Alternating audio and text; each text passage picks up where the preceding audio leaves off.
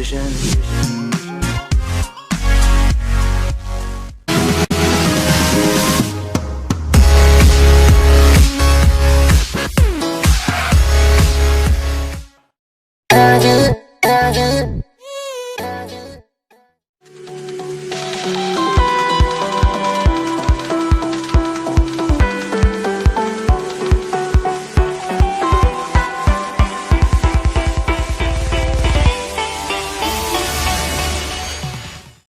Assalamualaikum warahmatullahi wabarakatuh.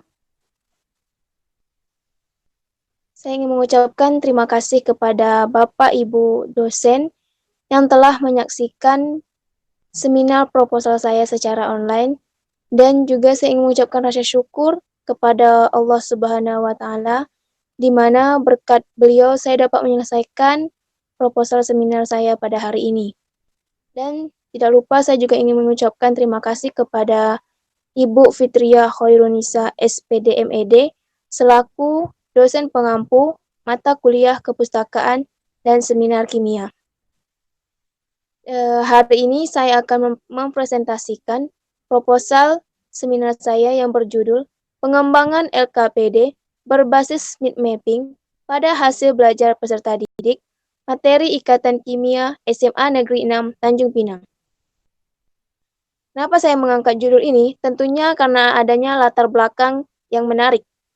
Seperti yang kita ketahui, kimia itu bersifat abstrak. Kesulitan yang diperoleh oleh peserta didik pada materi ikatan kimia yaitu, yang pertama, peserta didik sulit memahami konsep dasar yang bersifat abstrak. Nah, di sini kenapa saya mengangkat judul ini? Karena ini tadi, kimia ini bersifat abstrak. Salah satunya tadi, materi ikatan kimia, di mana peserta didik sulit untuk memahami konsep-konsep yang bersifat abstrak. Kemudian, materi ikatan kimia ini juga sulit untuk diterapkan dalam kehidupan sehari-hari. Dan juga, materi ikatan kimia ini memerlukan konsentrasi yang tinggi untuk dapat memahami materi tersebut. Kemudian, dapat disimpulkan dari permasalahan atau miskonsepsi yang terjadi pada permasalahan tersebut bahwa menurunnya hasil belajar peserta didik sehingga mengakibatkan proses pembelajaran secara tidak langsung menjadi tidak optimal atau tidak berjalan dengan baik. Nah, jadi di sini saya ingin mencoba mengembangkan LKPD berbasis mind mapping agar siswa tersebut termotivasi atau lebih semangat lagi untuk belajar, khususnya materi ikatan kimia. Selanjutnya, rumusan masalah. Yang pertama, bagaimana pengembangan LKPD berbasis mind mapping pada peserta didik SMA 6 Tanjung Pinang. Kemudian, bagaimana proses pengembangan LKPD berbasis mind mapping pada materi ikatan kimia. Selanjutnya, tujuan penelitian di sini yaitu pengaruh pengembangan LKPD berbasis mind mapping pada peserta didik SMA Negeri 6 Tanjung Pinang. Kemudian, proses pengembangan LKPD berbasis mind mapping pada materi ikatan kimia. Selanjutnya, spesifikasi produk yang dikembangkan. Nah, produk yang akan dikembangkan di sini adalah LKPD berbasis mind mapping. Saya di sini menggunakan aplikasi Microsoft PowerPoint. Kemudian gambar produk yang dikembangkan seperti yang bisa dilihat di bawah ini merupakan contoh gambar cover depan LKPD. Kemudian ada yang selanjutnya itu gambar pertemuan pertama. Selanjutnya ada latihan soal, dan yang di sampingnya itu merupakan gambar uji kompetensi. Maksud dari uji kompetensi di sini, peserta didik diminta untuk menghubungkan jawaban dari soal latihan dengan menggunakan mind mapping. Jadi, setelah peserta didik menjawab soal-soal yang terdapat pada latihan di samping, maka peserta didik diharuskan untuk menggabungkan jawaban tersebut sehingga bisa membantu peserta didik untuk lebih kreatif lagi. Selanjutnya,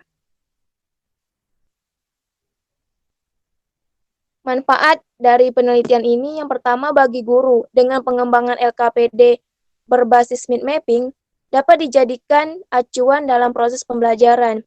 Nah, di sini tujuan saya untuk mengembangkan LKPD berbasis mind mapping di sini supaya guru memiliki kreativitas lain sehingga dapat dijadikan acuan dalam proses pembelajaran sehingga dapat membantu guru untuk meningkatkan motivasi siswa. Setelah itu, untuk peserta didik, pengembangan LKPD berbasis mind mapping diharapkan bisa meningkatkan motivasi peserta didik dalam proses pembelajaran kimia pada materi ikatan kimia. Jadi, maksud saya membuat pengembangan LKPD ini biar peserta didik termotivasi untuk belajar lebih giat lagi. Setelah itu, bagi peneliti lain. Dari hasil peneliti ini, bisa dijadikan acuan untuk penelitian sejenisnya. Jadi, untuk penelitian bisa mengambil referensi dari penelitian yang sudah ada ini. Selanjutnya, asumsi dan keterbatasan penelitian. Yang pertama, dalam pengembangan LKPD berbasis mind mapping menggunakan aplikasi Microsoft PowerPoint. Kemudian, materi yang dibahas dalam pengembangan LKPD berbasis mind mapping adalah ikatan kimia. Selanjutnya, definisi istilah. Mind mapping memberikan daya ingat yang berarti bagi peserta didik dalam memaksimalkan kreativitas berpikirnya. Karena dalam penerapan mind mapping dapat meningkatkan keterampilan dasar yang merangsang otak peserta didik. Kemudian, lembar kerja peserta didik atau LKPD adalah lembaran-lembaran yang berisi tugas yang harus dikerjakan oleh peserta didik. Tujuannya agar peserta didik lebih paham dengan materi tersebut. Kemudian dalam LKPD ini juga ada langkah-langkah untuk menyelesaikan tugas tersebut. Selanjutnya itu bab 2, yaitu tinjauan pustaka. Di mana landasan teorinya yang pertama saya membahas tentang pengertian belajar. Selanjutnya bahan ajar, hasil belajar, dan yang terakhir metode mind mapping. Yang pertama itu pengertian belajar. Pada hakikatnya, belajar adalah suatu proses yang ditandai dengan adanya perubahan pada diri seseorang. Perubahan sebagai hasil dari proses belajar dapat diidentifikasi dalam berbagai bentuk seperti perubahan dalam aspek pengetahuan, pemahaman, sikap, dan tingkah laku, kecakapan, keterampilan, dan kemampuan, serta merubah aspek-aspek lainnya. Jadi, pengertian belajar di sini adalah suatu proses atau interaksi antara guru dan peserta didik. Nah, di situ bisa menghasilkan perubahan sikap yang lebih baik lagi. Selanjutnya, bahan ajar. Bahan ajar di sini memiliki 7 jenis. Yang pertama, bahan ajar cetak dan duplikatnya, misalnya handout, lembar kerja peserta didik, bahan belajar mandiri, bahan untuk belajar kelompok. Kemudian, bahan ajar display yang tidak diproyeksikan, misalnya flip art, poster, model, dan foto. Selanjutnya, bahan ajar display diam yang diproyeksikan, misalnya seperti slide, film strip, dan lain-lain. Selanjutnya, bahan ajar audio, misalnya seperti audio tapes, dan siaran radio. Selanjutnya ada bahan ajar audio yang dihubungkan dengan bahan visual diam, misalnya seperti program slide suara, program film strip bersuara, tape model, dan tape realia. Dan selanjutnya bahan ajar video misalnya seperti siaran televisi dan rekaman video tape lainnya. Selanjutnya, nah ini yang terakhir merupakan bahan ajar komputer misalnya seperti CAI dan CBT. Hasil belajar. Hasil belajar diperoleh dari peserta didik setelah melalui proses belajar dan mengajar. Pembelajaran yang baik akan mendapatkan hasil yang baik pula. Jadi, dapat disimpulkan di sini hasil belajar adalah proses belajar dan mengajar yang mengubah tingkah laku dan perilaku seseorang menjadi lebih baik lagi. Kemudian selanjutnya, metode mind mapping. Menurut Tony Buzan, mind mapping adalah cara mencatat yang kreatif, efektif, dan secara harfiah akan mematahkan pikiran-pikiran kita. Jadi maksud dari mind mapping ini agar lebih mengingat, lebih membuat peserta didik mengingat lagi materi-materi tersebut. Selanjutnya, penelitian yang relevan. Yang pertama, penelitian dari Syahrul Novandi Sugiarto dan Rusli Hidayah yang berjudul Validitas Lembar Kerja Peserta Didik atau LKPD dengan strategi mind mapping pada materi ikatan kimia. Nah, penelitian ini bertujuan untuk menghasilkan lembar kerja peserta didik LKPD dengan strategi mind mapping pada materi ikatan kimia yang ditinjau dari validitas isi dan konstruk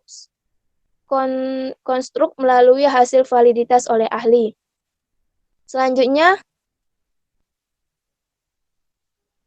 penelitian dari Muradni Ismail, Lukman A.R. Lalio, dan La Alio yang berjudul meningkatkan hasil belajar ikatan kimia dengan menerapkan strategi pembelajaran, peta konsep, dan peserta didik kelas 10 di SMA Negeri 1 Telaga. Nah, penelitian ini bertujuan untuk meningkatkan hasil belajar peserta didik pada materi ikatan kimia dengan menggunakan strategi peta konsep.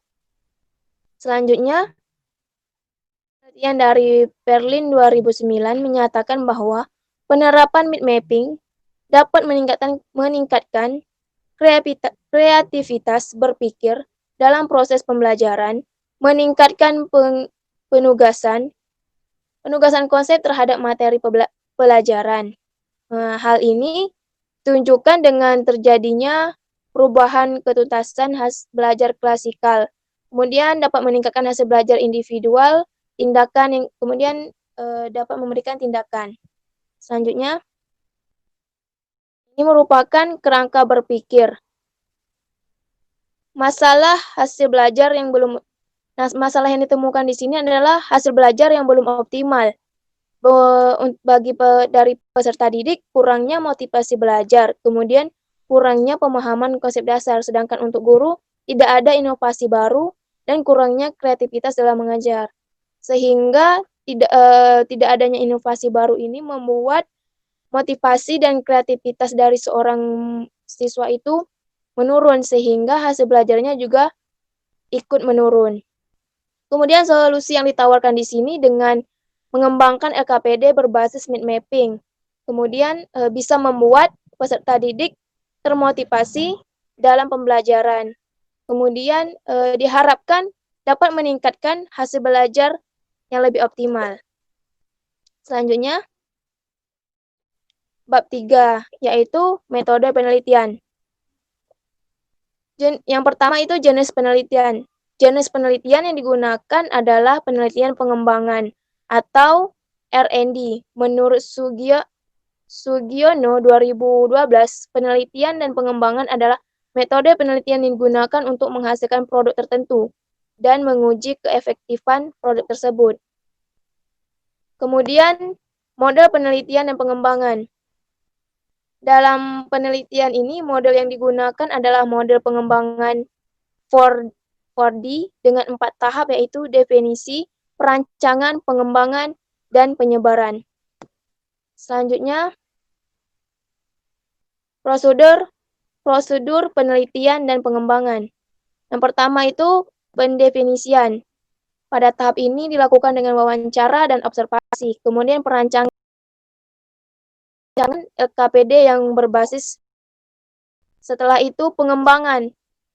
Nah, pada tahap ini dimodifikasi terhadap produk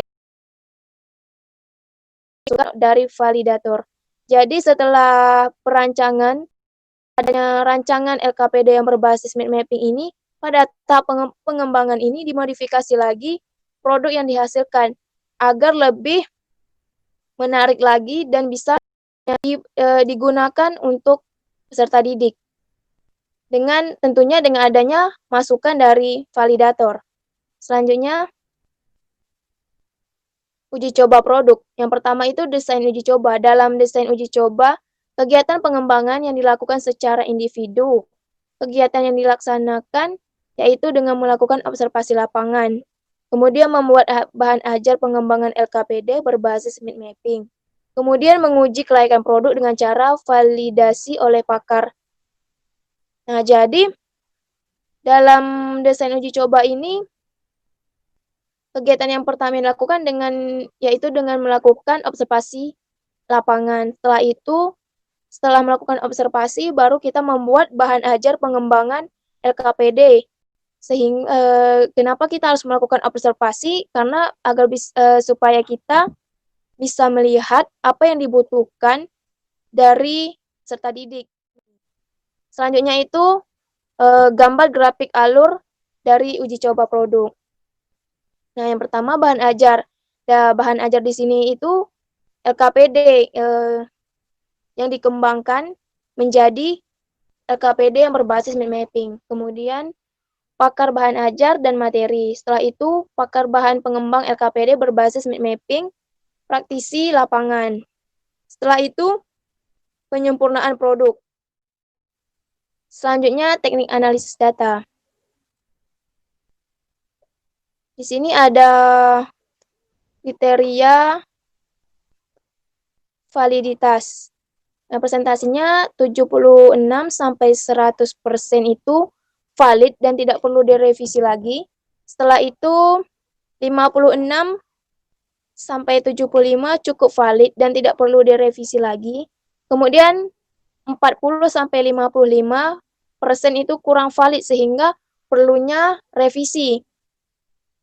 Setelah itu 0 sampai 39 ini tidak valid sehingga begitu banyak dibutuhkan untuk revisi. Apakah pengembangan LKPD berbasis mind mapping ini cocok dengan materi ikatan kimia dan diharapkan bisa membantu untuk meningkatkan hasil belajar dan kreativitas dari peserta didik. Nah, mungkin itu saja presentasi dari saya hari ini. Terlebih terkurang saya mohon maaf. Saya akhiri dengan Wassalamualaikum warahmatullahi wabarakatuh.